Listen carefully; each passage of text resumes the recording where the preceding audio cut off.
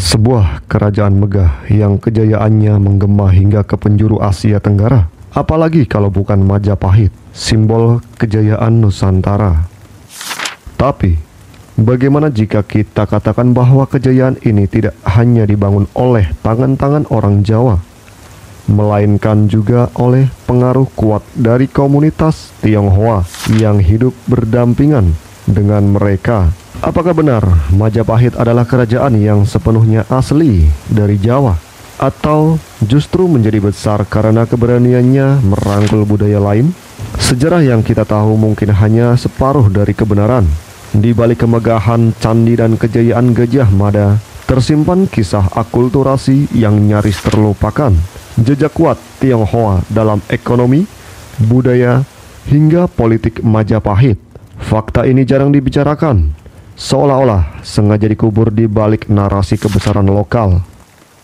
Akulturasi Jawa Tionghoa dalam sejarah kerajaan Majapahit, penggalan bukti sejarah yang sering terlupakan. Untuk melanjutkan pembahasannya hingga akhir, pastikan kamu subscribe channel ini. Dan mari kita lanjutkan.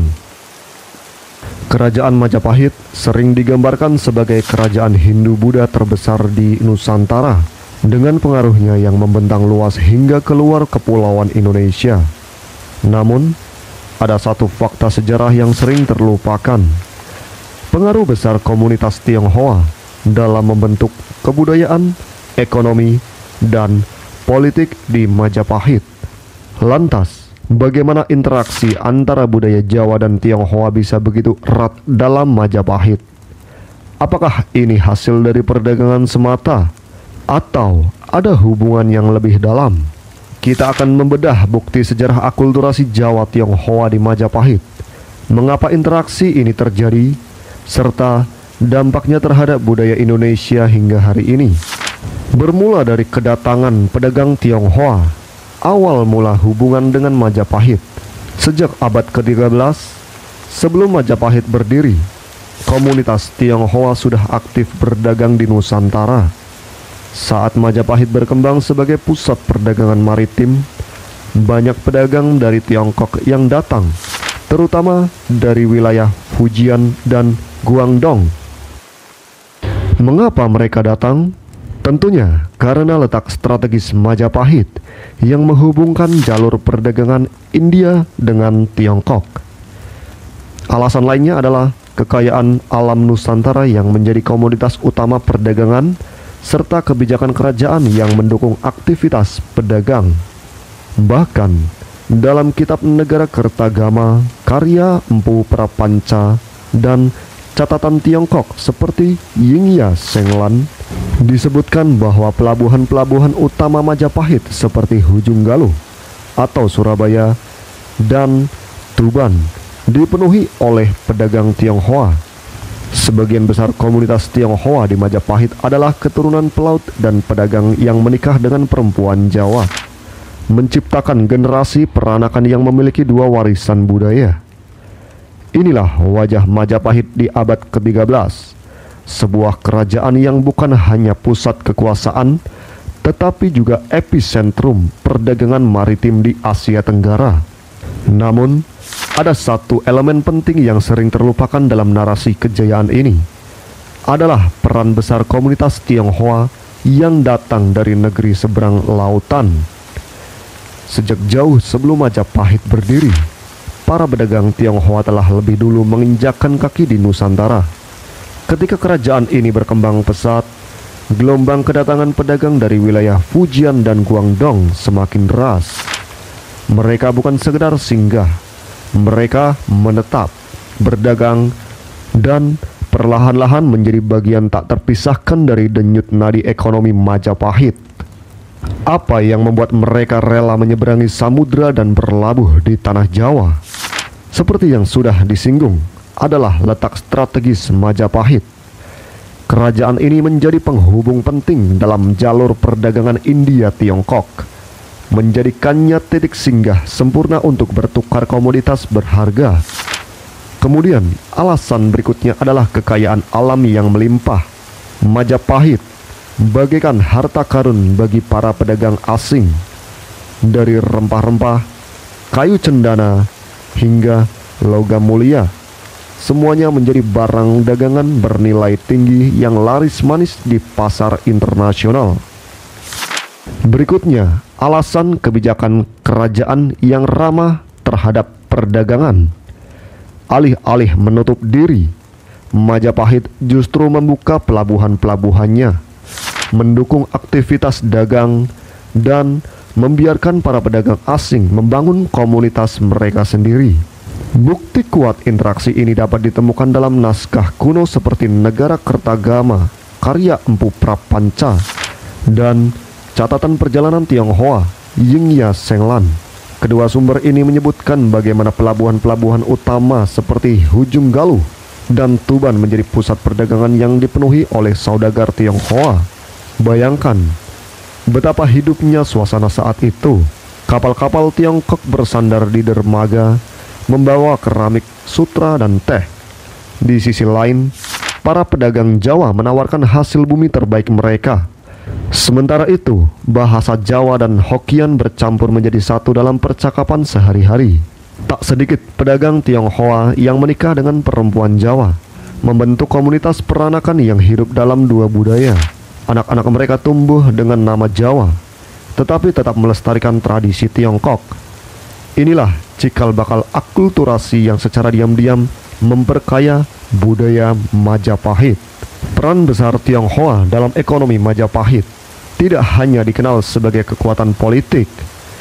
Majapahit juga sebagai pusat perdagangan besar di Asia Tenggara. Lantas, siapa yang mengendalikan perdagangan ini? Komunitas Tionghoa memainkan peran kunci dalam sistem ekonomi Majapahit. Mereka menguasai perdagangan rempah-rempah, tekstil, emas, dan perak. Peran saudagar Tionghoa juga memperkenalkan teknik pertanian dan irigasi modern, meningkatkan produksi pangan kerajaan. Banyak mata uang yang beredar di Majapahit merupakan koin Tiongkok. Ini membuktikan betapa besarnya pengaruh ekonomi mereka dalam kerajaan ini. Jika Majapahit adalah kerajaan Hindu-Buddha yang begitu kuat, mengapa sistem keuangannya justru dipengaruhi oleh koin Tiongkok? Bukankah ini bukti bahwa Majapahit lebih kosmopolitan daripada yang kita kira? Selanjutnya, pengaruh budaya. Dari arsitektur hingga bahasa, akulturasi Jawa Tionghoa tidak hanya terjadi dalam perdagangan, tetapi juga dalam budaya sehari-hari masyarakat Majapahit. Contohnya dalam arsitektur, bangunan di Majapahit, terutama candi dan gapura, memiliki arsitektur Tiongkok, seperti atap yang melengkung dan ukiran khas. Kota-kota pelabuhan Majapahit memiliki pecinan atau kawasan khusus untuk komunitas Tionghoa, yang juga ditemukan dalam sejarah kota-kota seperti Semarang dan Surabaya. Unsur berikutnya ada seni dan sastra. Banyak kosakata dalam bahasa Jawa dan Melayu yang berasal dari bahasa Tionghoa. Contohnya, kata teko yang sering digunakan untuk memasak air berasal dari kata te yang berarti teh dalam bahasa Tionghoa. Di bidang seni, pertunjukan seperti wayang juga mendapatkan pengaruh dari cerita klasik Tiongkok. Nama salah satu senjata tradisional Nusantara, seperti keris, diduga memiliki keterkaitan dengan istilah dalam bahasa Tionghoa yang mengacu pada benda tajam berbilah dua. Dalam hubungan politik, di bidang politik, peran Tionghoa dalam pemerintahan Majapahit tidak hanya dalam ekonomi dan budaya.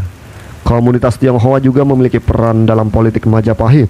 Buktinya, beberapa pejabat tinggi di Majapahit berasal dari keturunan Tionghoa.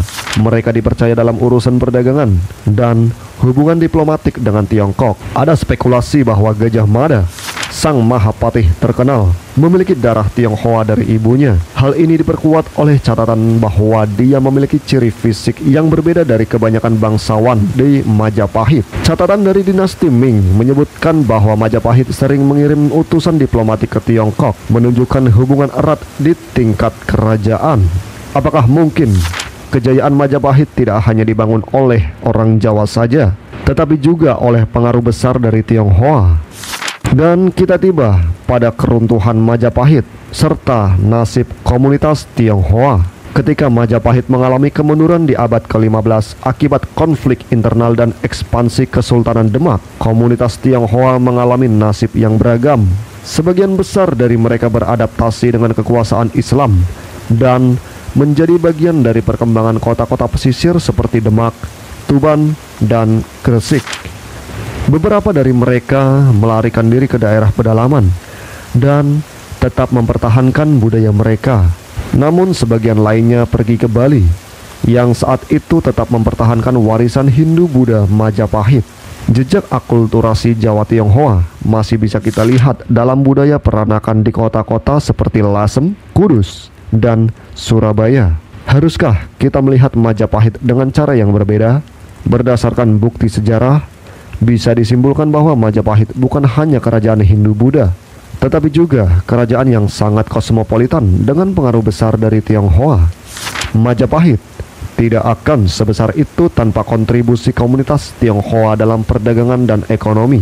Banyak aspek budaya Jawa yang sebenarnya memiliki akar dari interaksi dengan budaya Tionghoa. Sejarah kita jauh lebih kompleks daripada sekedar Jawa asli atau pengaruh luar. Jika Majapahit saja adalah produk dari akulturasi, mengapa hari ini masih banyak orang yang mempertentangkan keaslian budaya Indonesia? Sejarah membuktikan bahwa kemajuan hanya bisa dicapai melalui keterbukaan dan akulturasi.